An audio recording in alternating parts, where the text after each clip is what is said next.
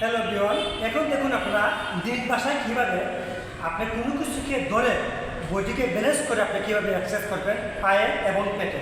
আপনার কীভাবে চেয়ার নেবেন নিয়ে আপনি কীভাবে ধরবেন, ধরে নিতে আপনারা কীভাবে 1 2 3 4 5 এবার আপনি 5 করবেন, তারপর আবার সে এবার 5 করবেন 1 2 3 4 আবার সেম করবেন 1 2 3 4 5 ঠিক সেম এইভাবে আপনারা চেয়ারে বসে করে আপনি বাসায় প্র্যাকটিস করতে পারেন।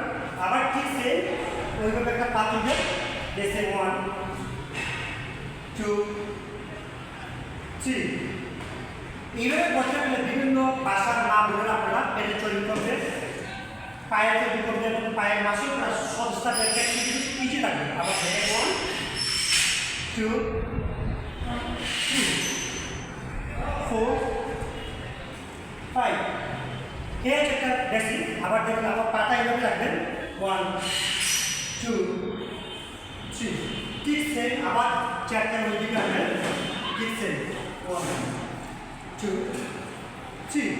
তাহলে দেখেন আপনি কীভাবে আপনার চেয়ারের মাধ্যমে নিচু করে যে বাসা ডাইনিং টেবিলে বা ড্রয়িং রুমে আপনার ফিজিক্যাল এক্সারসাইজগুলো করতে পারবেন। ঠিক সেম এই করেছেন আপনারা আবার এইভাবে চেয়ারে ধরবেন 1 2 3 এই এতটুকু পাকড় সুন্দর বড় করে আপনারা দুই পা পাকড় নেবেন 1 2।